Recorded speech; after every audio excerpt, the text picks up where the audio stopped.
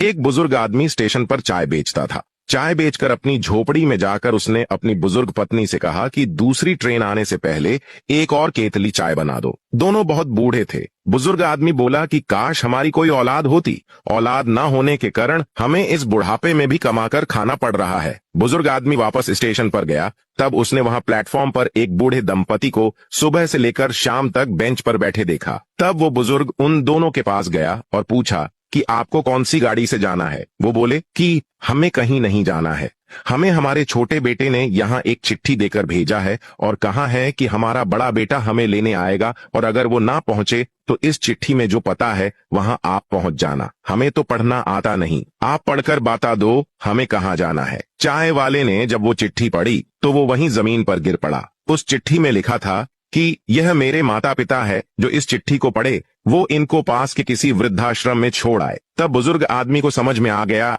कि सुख दुख औलाद से नहीं मिलता। दोस्तों, किसी ने रोजा रखा तो किसी ने उपवास रखा, लेकिन कबूल उसका हुआ जिसने माँ बाप को अपने पास रखा। जो बेटे अपने माँ बाप के साथ ऐसा करते हैं उनके बारे में आप क्या कहेंगे, कमेंट में जरूर बताना। दिल छू लेने वाली बात, एक गर्भवती महिला ने अपने पति से कहा कि मुझे तो लड़का चाहिए जो इस घर का चिराग बनेगा, हम उसे पढ़ाएंगे, नई नई चीजें सिखाएंगे, खूब मस्ती करेंगे। पति ने जवाब दिया, मुझे तो लड़की चाहिए, अगर लड़की हुई तो मुझे उसे सिखाने की कोई जरूरत ही नहीं होगी। पत्नी ने पूछा क्यों? पति ने कहा क्योंकि वह मेरी माँ जैसी होगी, वह मुझे सब कुछ सिखाएगी, कैसे कपड़े पहनना है, कैसे खाना खाना है। वह मुझे हमेशा अपना हीरो समझेगी, मैं चाहे उसके लिए कुछ भी ना करूं, वो हमेशा अपने पति की तुलना मुझसे करेगी। वो मुझे समझेगी, वो मेरी गलती पर भी मेरे लिए दुनिया भर से लड़ जाएगी। वो चाहे कितनी भी बड़ी क्यों ना हो जाए, वो मेरे लिए हमेशा मेरी प्यारी गुड़िया रहेगी और मैं उसे जिंदगी भर प्यार करता रहूंगा। दोस्तों, बेटे भाग्य से होते हैं पर बेटियां सौभाग्य से होती हैं। बेटा अंश है तो बेटी वंश है, बेटा आन है तो बेटी शान है, लक्ष्मी का वरदान है।